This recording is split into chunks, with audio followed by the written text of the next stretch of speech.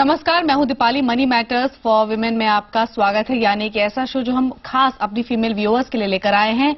इस शो के जरिए हम आपको निवेश करने के लिए प्रोत्साहित करते हैं, साथ ही साथ आपका मौजूदा निवेश कैसा है इस पर भी राय देते हैं। और आज भी आपकी सभी क्वेरीज को आंसर करने के लिए मुंबई से हमारे साथ जुड़ गए हैं सर्टिफाइड फाइनेंशियल प्लानर और पीपीएफएस के vice president Jayant Pai. Jayant ji, welcome to the show. Thank you. और सवाल जवाब के सिलसिले को शुरू करने से पहले आपको इस शो में पार्टिसिपेट करने का तरीका बता देते हैं। अगर आपके पास इन्वेस्टमेंट से जुड़ा कोई भी सवाल है, किसी भी तरह की क्वेरी आपके पास है, तो आप हमें एसएमएस और ईमेल कर सकती हैं। एसएमएस करने के लिए श्री लिखकर अपना सवाल लिखिए और उसे सेंड कर दीजिए 57575 पर। इसके अलावा आप हमें ईमेल भी कर सकती हैं shri@zenetwork.com पर। ईमेल करते वक्त अपना कॉन्टैक्ट नंबर, अपनी कॉन्टैक्ट डिटेल्स जरूर मेंशन करें। और अब सवाल जवाब के सिलसिले को शुरू करते हैं। पहली कॉलर दिव्या मुंबई से हमारे साथ जुड़ गई हैं। स्वागत है दिव्या आपका मनी मैटर्स में। क्या है आपका सवाल, पूछिए। हेलो, सवाल पूछिए दिव्या अपना। हाँ जी, मेरा सवाल है कि ये फिक्स डिपॉजिट या रिकरिंग में से बेटर सेविंग ऑप्शन कौन सा है? जी जयन जी, दिव्या जानना चाहते हैं कि एफडी और आरडी में से बेटर इन्वेस्टमेंट ऑप्शन कौन सा है। ऐसे में क्या सलाह होगी आपकी? दिव्या, एक्चुअली इन दोनों में बहुत फर्क नहीं है। ओनली थिंग, आप एफडी जब करते हो आप एक ही टाइम पे पूरा अमाउंट निवेश करते हो, और रिकरिंग डिपॉजिट में आप वही अमाउंट किश्तों में इन्वेस्ट करते हो इन डिफरेंट इंस्टॉलमेंट्स। सो अगर आपके पास अभी कोई बड़ा अमाउंट नहीं है, लेकिन अगर आप ये चाहते हो कि आप हर महीना निवेश करें, तो आपके लिए रिकरिंग डिपॉजिट बेहतर होगा। लेकिन रिकरिंग डिपॉजिट आप एक बार आप निवेश करेंगे तो it is for a fix period. आप हर एक बैंक का अलग अलग ऑप्शंस है, लेकिन फॉर एग्जांपल आईसीआईसीआई बैंक का रिकरिंग डिपॉजिट्स है बिटवीन 6 months and 10 years। तो एक बार आप वो कोई ऑप्शन चुनेंगी तो आपको हर महीना एक फिक्स्ड अमाउंट निवेश करना होगा। अगर आप नहीं करेंगी तो बैंक आपको एक पेनल्टी चार्ज कर सकता है। और इसके अलावा और कोई इंटरेस्ट रेट में ज्यादा फर्क नहीं है, क्योंकि अगर आप 1 year का एफडी देखोगे और 1 year का आरडी देखोगे तो इंटरेस्ट रेट दोनों में सेम है। लेकिन जो फर्क है, एक है पेनल्टी में और दूसरा फॉर प्रीमेच्योर विड्रॉवल। अगर आप एफडी प्रीमेच्योरली विड्रॉ करते हैं तो यूजुअली 0.5% पेनल्टी लगता है और आरडी में अराउंड 1% है। सो इट इज बेसिकली, अगर आपको एक डिसिप्लिन तरीके से निवेश करना है तो आरडी बेहतर है। और अगर आपके पास एक बड़ा अमाउंट अभी है तो आप एफडी में डायरेक्टली एक ही समय निवेश कर सकते हो। जी बिल्कुल। यानी दिव्या, यहाँ पर आरडी और एफडी के अगर रिटर्न्स की बात करें तो कोई खास डिफरेंस यहाँ नहीं है। लेकिन अगर आपके पास लमसम अमाउंट है जो आप इन्वेस्ट करना चाहती हैं तो उसके लिए आप एफडी चुन सकती हैं। लेकिन अगर कोई फिक्स्ड अमाउंट, एक छोटी राशि आप हर महीने इन्वेस्ट करना चाहती हैं तो ऐसे में आरडी का विकल्प आपके पास है। और आगे बढ़ते हैं। अगली कॉलर साक्षी दिल्ली से हमारे साथ जुड़ गई हैं। स्वागत है साक्षी आपका मनी मैटर्स में। क्या है आपका सवाल, पूछिए। हाँ जी, गुड इवनिंग मैम। सवाल पूछिए। हाँ जी मैम, ये जनवरी 2008 में ये रिलायंस यूलिप का हमने एक टर्म प्लान लिया था 6 years के लिए। तो ये 15,000 डेली हमें पेमेंट करनी थी, तो 4 years तक तो हम पेमेंट कर चुके हैं। बट इस टाइम इसके मार्केट वैल्यू 52,315 रुपीज है। तो आप हमें ये बताइए कि हमें इस टाइम इसके स्विच ओवर करना चाहिए, इसको कंटिन्यू करना चाहिए? जी। इसके अलावा भी आपकी कुछ क्वेरीज थी। आप अपने हस्बैंड के लिए टर्म इंश्योरेंस प्लान लेना चाहती थी, साथ साथ 10,000 रुपए भी आप एडिशनल इन्वेस्ट करना चाहती हैं। हाँ जी मैम। जी जयन जी, साक्षी ऑलरेडी पीपीएफ में 1200 रुपए पर मंथ इन्वेस्ट करें। साथ साथ रिलायंस का सुपर ऑटोमेटिक इन्वेस्टमेंट प्लान उनके पास है, जिसमें ये करीब 15,000 रुपए हर साल प्रीमियम दे रही हैं। जितने प्रीमियम्स इन्होंने फिलहाल पे किए हैं, फंड वैल्यू इन्होंने चेक की तो वो नेगेटिव में है। मतलब जितने प्रीमियम्स इन्होंने दिए हैं उसके मुकाबले अगर ये कंपेयर करें तो जानना चाहती है क्या करें इसमें। साथ ही साथ इनके हस्बैंड की एज 27 years है, तो उनके लिए टर्म इंश्योरेंस प्लान ये खरीदना चाहती हैं। आपकी सलाह जानना चाहती हैं। साथ ही साथ 10,000 रुपए का एडिशनल इन्वेस्टमेंट ये करना चाहती हैं। पूरे सवाल का क्या जवाब होगा? साक्षी, आपके 3 सवाल है। तो जो पहला है रिगार्डिंग एग्जिस्टिंग यूलिप, आप कह रहे हो कि ये इसका टर्म केवल 6 साल है और ऑलरेडी 4 साल खत्म हो चुके हैं। तो मुझे लगता है कि आप और 2 साल तक प्रीमियम भर के ये पूरा मैच्योरिटी के बाद ये पैसा विड्रॉ करें। जी। कोई भी यूलिप में जो पहले 3 साल में जो खर्चे कटते हैं उसके कारण आपका करंट जो फंड वैल्यू है आपके प्रीमियम से कम है। लेकिन और मार्केट भी लास्ट 3 साल से थोड़ा करेक्शन मोड में है। तो होपफुली अगर नेक्स्ट 2 साल मार्केट अच्छा रहा तो आपको अच्छे रिटर्न्स मिलने की आशा है इसमें। तो मेरी राय है कि आप अभी इसको बंद न करें। सेकंड, जो टर्म प्लान का है, ये अच्छा है कि आप टर्म प्लान के बारे में सोच रहे हो, क्योंकि ये जो यूलिप है मेरी राय में आपका लाइफ कवर इसमें काफी कम होगा। यूजुअल जो थंब रूल होता है वो वी से around 10 to 15 times your annual income. तो मुझे लगता है आपका एनुअल हस्बैंड का एनुअल इनकम अराउंड 3 लाख है, तो मेरी राय में अराउंड 50 लाख का आपको कवर लेना चाहिए जी। और कोई ऑनलाइन टर्म प्लान ले तो बेहतर होगा, क्योंकि उसमें प्रीमियम काफी कम होते हैं। तो अभी तक जो इंडिया में चीपेस्ट ऑनलाइन टर्म प्लान है वो है अविवा का। तो आप अविवा के साइट पे लॉगिन करके आप खुद ही प्रीमियम चेक कर सकते हो कि वो आपको कितना भरना होगा इसमें जी। दूसरा आपका जो एडिशनल इन्वेस्टमेंट का जो है, सो 10,000 आप ऑलरेडी पीपीएफ में निवेश कर रहे हो और आप कह रहे हो कि अराउंड 3,000 आपके हस्बैंड को और इसमें निवेश करना है, which is okay. PPF is a very good option within the debt space.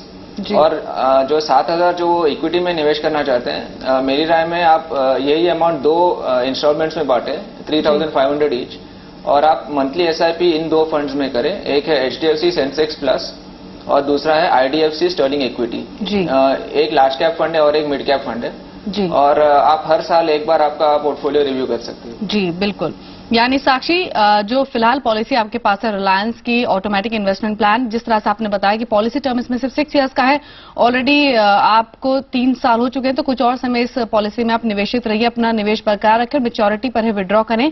साथ ही साथ टर्म प्लान जो आप चुनना चाहती हैं तो ऑनलाइन टर्म प्लान मार्केट में मौजूद हैं, वो आप खरीद सकती हैं। अविवा आई लाइफ एक ऑप्शन यहाँ पर जैन जी ने आपको सजेस्ट किया, एक चीपेस्ट ऑनलाइन टर्म प्लान है, ये आप खरीद सकती है। 50 लाख का कम से कम टर्म प्लान आप लें अपने हस्बैंड के लिए। साथ साथ 10,000 का जो एडिशनल इन्वेस्टमेंट आप करना चाहती हैं उसके लिए जो पीपीएफ में आप निवेश की राशि बढ़ा सकती हैं, 3,000 पर मंथ पीपीएफ में इन्वेस्ट कर सकती हैं और बकाया जो आपका राशि बचेगी उसको आप म्यूचुअल फंड्स में इन्वेस्ट कर सकती हैं। एसआईपी के जरिए 2 फंड चुन सकती हैं, एचडीएफसी सेंसेक्स प्लस और आईडीएफसी स्टर्लिंग इक्विटी। और फिलहाल एक छोटे से ब्रेक के लिए रुकेंगे, लेकिन ब्रेक के बाद भी कुछ और कॉलर्स को अपने शो में शामिल करेंगे। आप देखते रहिए मनी मैटर्स।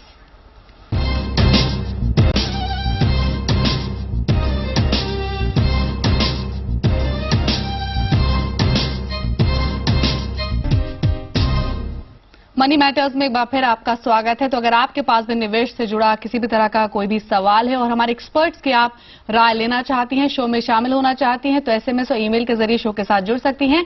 एसएमएस करने के लिए श्री लिखकर पर सवाल लिखिए और सेंड कर दीजिए 57575 पर। इसके अलावा आप हमें ईमेल कर सकती हैं shri@znetwork.com पर। ईमेल करते वक्त हम बार बार कहते हैं कि अपना कॉन्टैक्ट नंबर, अपनी कॉन्टैक्ट डिटेल्स आप जरूर मेंशन करें। और अगली कॉलर श्वेता मध्य प्रदेश से हमारे साथ जुड़ गई हैं। स्वागत है श्वेता आपका मनी मैटर्स में। क्या है आपका सवाल? मैम, मेरा बेटा अभी 2 साल का है जी, तो उसके लिए मुझे कोई ऐसी पॉलिसी जो एजुकेशन के लिए अच्छी हो और बाद में मुझे काम है। और एक और क्वेश्चन है मैम मेरा कि मेरे पास एक बजाज फाइनेंस का फैमिली एश्योरेंस 2 करके एक प्लान है मैम, उसमें मैं 12,500 रुपीज पर ईयर देती हूँ जी। तो उसको भी मुझे मतलब रेगुलर देना चाहिए या नहीं, ये पूछना। ये बजाज का जो फैमिली इंश्योरेंस प्लान का आपने जिक्र किया, ये पॉलिसी कब खरीदी आपने? मैम ये 2010 का ही है जी। जैन जी, सबसे पहला सवाल है इनका चाइल्ड प्लान पर। इनका बेटा 2 साल का है, उसके लिए पॉलिसी, चाइल्ड पॉलिसी ये खरीदना चाहती हैं। कौन सी पॉलिसी बेहतर होगी जानना चाहती हैं। इसके अलावा बजाज का फैमिली इंश्योरेंस प्लान भी इनके पास है, जिसमें 12,500 रुपए एनुअल प्रीमियम पे कर रही हैं। 2010 में ही इन्होंने परचेज किया है। क्या नजर है इनको अपनाना चाहिए? श्वेता, आपका दूसरे सवाल का जवाब मैं पहले देता हूँ। ये जो फैमिली एश्योरेंस प्लान जो लिया है, अगर ये आपने सितंबर 2010 के बाद अगर लिया हो तो ये मिनिमम 5 ईयर पीरियड के लिए लॉक्ड इन रहेगा। तो इसके बीच में अगर आपको ये पॉलिसी बंद करनी है तो आप प्रीमियम देना तो बंद कर सकते हो, लेकिन आपको जो भी अमाउंट उसमें एक्यूमुलेटेड है वो आपको मिलेगा नहीं, वो आपको 5 साल के बाद ही मिलेगा जी। और जैसे कि मैं हमेशा कहता हूं कि यूलिप्स में फर्स्ट 3 इयर्स होता था पहले, अभी फर्स्ट 5 इयर्स में काफी खर्चे कटते हैं। तो मुझे लगता है कि जो you should continue paying the premium for at least 5 years and only then review the policy जी। सेकेंड, जो आपका जो चाइल्ड एजुकेशन का जो क्वेश्चन है, काफी सारे कंपनीज है जो स्पेसिफिकली चिल्ड्रंस एजुकेशन के लिए पॉलिसीज देते हैं। They are called child policy. अभी हर एक चाइल्ड पॉलिसी में एक जो कॉमन फीचर होता है उसको वेवर ऑफ प्रीमियम कहते हैं। उसमें अगर पेरेंट की मृत्यु हो तभी भी ये पॉलिसी जारी रहता है, और जब भी बच्चा 18 इयर्स या 21 इयर्स का होता है तो उनको वो राशि मिलती है जो भी एक्यूमुलेटेड अमाउंट है। There are different plans based on whether they invest in equity और डेट। अभी LIC कोमल जीवन एक काफी साल से चलने वाला चाइल्ड प्लान है विच इज क्वाइट गुड। वो एक एंडोमेंट प्लान है जिसमें इक्विटी में निवेश होता नहीं है, अगर आपको कोई इक्विटी वाला प्लान चाहिए तो बहुत सारे प्राइवेट इंश्योरेंस कंपनीज हैं, जैसे Kotak, ICICI prudential, HDFC, all of them offer plans which invest in equity also. तो आप अपने एजेंट से की सलाह लें कि कौन से आपके लिए बेहतर होगा।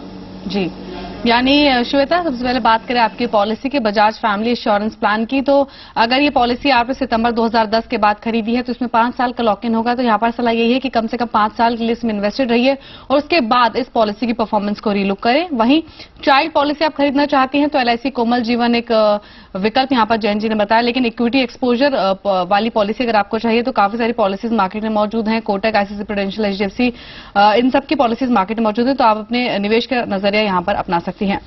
और अगली कॉलर ममता सूरत से हमारे साथ जुड़ गई हैं। स्वागत है ममता आपका मनी मैटर्स में। क्या है आपका सवाल, पूछिए।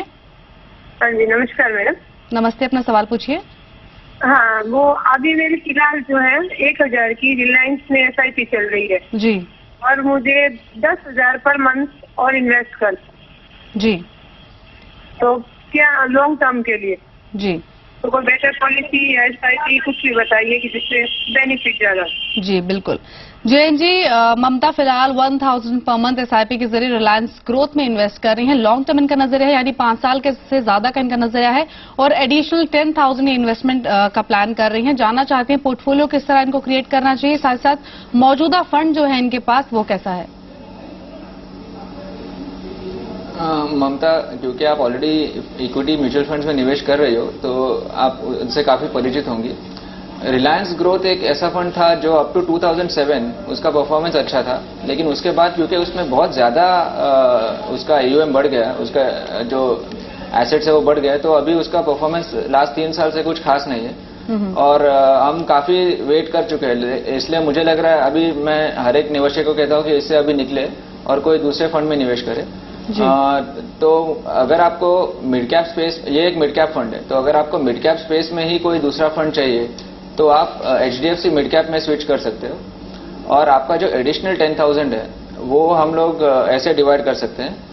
एक क्योंकि हर एक पोर्टफोलियो में एक लार्ज कैप फंड का होना जरूरी है, तो आप ICICI फोकस ब्लू चिप, ये एक अच्छा लार्ज कैप फंड है जिसमें आप 4,000 पर महीना निवेश कर सकते हो। दूसरा है फिडेलिटी इक्विटी फंड, जिसमें लार्ज और मिड कैप्स दोनों का एक कॉम्बिनेशन है, उसमें और एक 4,000 आप कर सकते हो। और HDFC मिड कैप में आप अराउंड 3,000 कर सकते हो। That is your 1,000 rupees of Reliance growth plus your additional 2,000, तो टोटल उसमें 3,000 होगा। तो ऐसे करके आपके पोर्टफोलियो में थोड़ा बैलेंस आ जाएगा लार्ज कैप और मिड कैप का। जी ममता, यानी रिलायंस ग्रोथ की सबसे पहले बात करें तो दूसरे मिड कैप फंड्स के मुकाबले इस फंड का जो परफॉर्मेंस है वो काफी निराशाजनक रहा है, तो यहाँ पर एग्जिट करने की सलाह जैन जी दे रहे हैं। और एक नया पोर्टफोलियो इन्होंने यहाँ पर आपके लिए क्रिएट किया है, एक HDFC मिड कैप अपॉर्चुनिटीज इन्होंने बताया है, जिसको आप रिलायंस ग्रोथ की जगह चुन सकती हैं और इसमें जो टोटल इन्वेस्टमेंट करें वो करीब 3,000 रुपए पर मंथ का करें। इसके अलावा 2 फंड्स और आप ऐड कर सकते हैं, क्योंकि आपका लॉन्ग टर्म नजरिया है तो इसलिए आप इक्विटी म्यूचुअल फंड्स में एक्सपोजर ले सकती हैं। तो यहाँ पर ICICI प्रूडेंशियल फोकस, जिसमें आप 4,000 पर मंथ इन्वेस्ट कर सकती हैं, और फिडेलिटी इक्विटी। तो ओवरऑल 3 फंड्स फिलहाल आपके पोर्टफोलियो में शामिल है, ICICI prudential focus, Fidelity equity और HDFC मिड कैप अपॉर्चुनिटीज। और इसी के साथ एक और छोटे से ब्रेक के लिए रुकेंगे, लेकिन ब्रेक के बाद भी सवाल जवाब का सिलसिला जारी रहेगा। आप देखते रहिए मनी मैटर्स।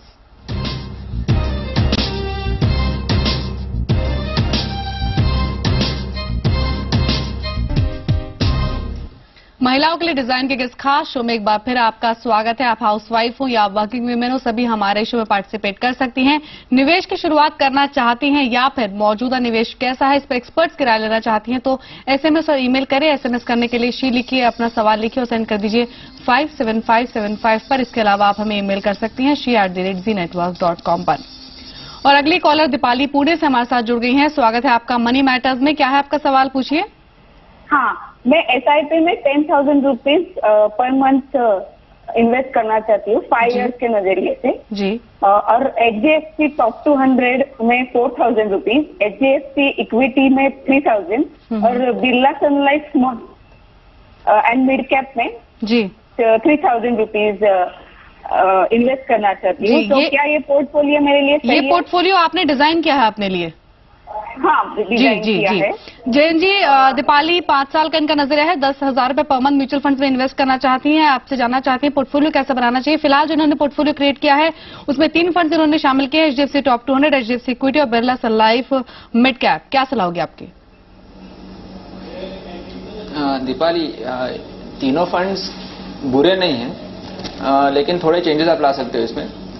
HDFC टॉप 200 और इक्विटी, बहुत जन ये एक मिस्टेक जैसे करते हैं कि दोनों में निवेश करते हैं। एक्चुअली दोनों का जो कैरेक्टरिस्टिक्स है वो काफी मिलता जुलता है, फंड मैनेजर भी सेम है। और अगर आपके पास केवल 3 फंड्स हो तो मैं ये राय नहीं दूंगा कि 2 फंड सेम फंड हाउस से आप करें।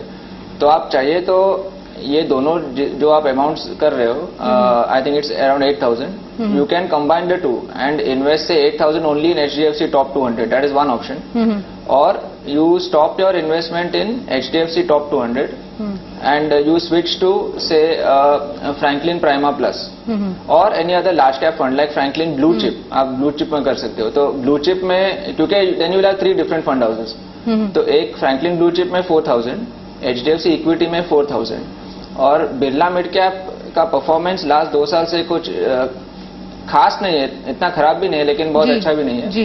तो आप इसका परफॉर्मेंस और 1 साल तक रिव्यू करें, और अगर इसका परफॉर्मेंस तभी भी खराब रहा तो आप HDFC मिड कैप या IDFC प्रीमियर इक्विटी में शिफ्ट कर सकते हो, लेकिन अभी के लिए आप बिरला मिड कैप में निवेशित रह सकते हो। जी, यानी दीपाली, जिस तरह से जयंत जी ने आपको सजेशंस दिए हैं कि जो 3 फंड्स फिलहाल आपने चुने हैं, HDFC टॉप 200, HDFC इक्विटी, पहले इन पर्टिकुलर इन 2 फंड्स की बात करें तो इन फंड्स की जो कैरेक्टरिस्टिक्स है मिलती जुलती है, फंड मैनेजर भी सेम है, तो दोनों फंड्स को यहाँ पर पोर्टफोलियो में शामिल करना सही रीजन नहीं होगा।